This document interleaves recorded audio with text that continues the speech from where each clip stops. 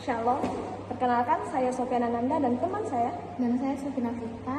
Nah, kali ini kami akan membahas terkait sejarah Paroki Santa Teresia Delta Kapuas. Saksikan video selanjutnya. Bye-bye. Sejarah Paroki Santa Teresia Delta Kapuas menanam iman di tepian arus Sungai Kapuas. Pertama, fajar misi di Delta Kapuas pada tahun 1964 sampai 1970. Perjalanan iman Katolik di wilayah Delta Kapuas, Kalimantan Barat tidak lepas dari jalur air yang menjadi urat nadi kehidupan masyarakat. Era rintisan pada tahun 1964, benih iman mulai ditabur oleh para misionaris Kapusin OFM Cup. Tokoh kunci pada masa ini adalah Romo Rene Rossi OFM Cup yang melayani umat di tengah keterbatasan sarana. Status pelayanan, awalnya wilayah ini merupakan bagian dari pelayanan Paroki Katedral Pontianak pada tahun 1967. Perpindahan pusat pada tahun 1970. Pada Januari 1970, pusat pelayanan dipindahkan dari katedral ke Senhi hingga akhirnya menetap di wilayah Kubu. Kedua, tantangan alam dan geografis. Keunikan sejarah paroki ini terletak pada letak geografisnya yang menantang.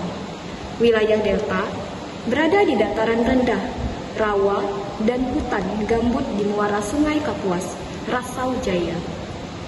Transportasi, jalur sungai dan kanal adalah jalan utama. Para pastor dan katekis harus menghadapi pasangan surut air laut untuk menjangkau umat di stasi-stasi terpencil. Perluasan wilayah, pelayanan mencakup wilayah yang sangat luas, meliputi 5 kecamatan, Rasau Jaya, Sungai Raya, Terentang, Batu Ampar, dan Kubu. Ketiga, transportasi menjadi paroki mandiri seiring bertambahnya jumlah umat. Kebutuhan akan pelayanan sakramen yang intensif mendorong peningkatan status gereja. Pertumbuhan umat dari komunitas kecil, keluarga-keluarga transmigran dan lokal, kini paroki menaungi sekitar 1.124 kepala keluarga. Struktur pastoral. Saat ini paroki melayani 19 stasi dan 2 gereja perusahaan. Pusat pelayanan, fokus pelayanan berpindah ke Rasau Jaya, di Kubu Raya, karena posisinya yang lebih strategis untuk koordinasi umat dibandingkan lokasi awal di Kubu.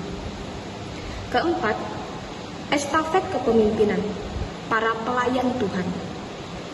Sejak tahun 1964 hingga sekarang, tercatat 24 nama imam dan bruder yang telah mendedikasikan hidupnya. Di antaranya ialah Romo Rene Rossi OFM Cup sebagai perintis awal, Romo Ignatius Michel Warsito OFM Cup, masa pelayanannya cukup lama, dari tahun 2009 hingga 2018. Romo Franciscus Forgion OFM Cup, pastor paroki saat ini, didukung juga oleh peran suster, bruder, dan kaum awam yang bergerak di bidang pendidikan, kesehatan, dan katekese. 5. Makna dan kontribusi bagi masyarakat. Paroki Santa Teresa Delta Kapuas bukan sekadar tempat ibadah, melainkan pilar pendidikan melalui pendirian sekolah-sekolah di bawah Yayasan Katolik. Harmoni sosial menjadi jembatan antara berbagai etnis, Melayu, Dayak, Jawa, dan agama di Kabupaten Kubu Raya. Pelestarian lingkungan, gereja turut menyuarakan keadilan ekologis di wilayah rawa dan gambut. Sejarah ini adalah bukti bahwa iman tidak akan surut meski dihantam pasang, dan kasih akan terus mengalir sejauh aliran sungai. 7. Gereja di tengah arus transmigrasi. Sejarah Paroki Delta Kapuas sangat erat kaitannya dengan program transmigrasi pemerintahan pada era tahun 1970-an hingga pada tahun 1980 di wilayah Rasau Jaya. Banyak umat Katolik yang datang dari Jawa dan daerah lain di Kalimantan Barat untuk mengadu nasib di lahan pasang surut ini. Gereja hadir bukan hanya sebagai tempat ibadah, tetapi sebagai rumah pelindungan dan pemersatu bagi para transmigran yang merasa asing di tanah baru. Hal ini menjelaskan mengapa keragaman etnis Jawa, Dayak, Flores, dan sebagainya menjadi ciri khas paroki ini. Filosofi pemilihan nama pelindung Santa Teresia. Pemilihan Santa Teresia dari kanak-kanak Yesus sebagai pelindung paroki memiliki makna mendalam bagi sejarahnya.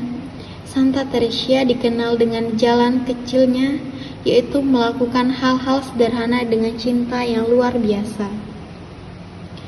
Para misionaris awal merasa spiritualitas ini sangat cocok dengan kondisi Delta Kapuas yang serba terbatas. Melayani umat di rawa-rawa, naik sampan di bawah hujan, dan katekese di rumah panggung yang sederhana adalah bentuk nyata dari jalan kecil tersebut.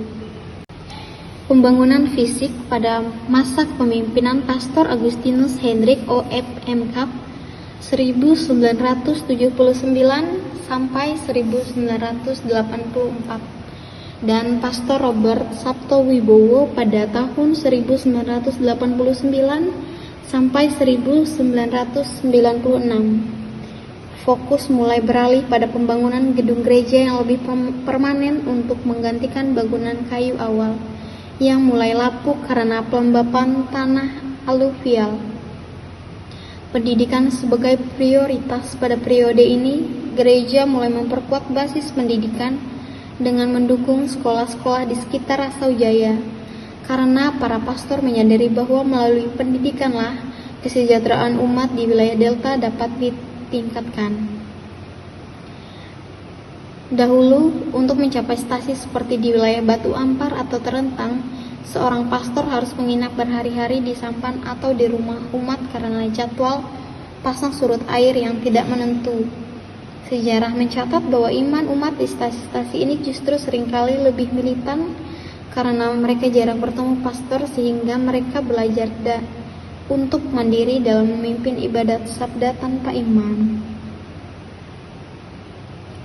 Maka dari itu, sejarah paroki Santa Teresa Delta Kapuas menanamkan iman di tepian arus sungai Kapuas.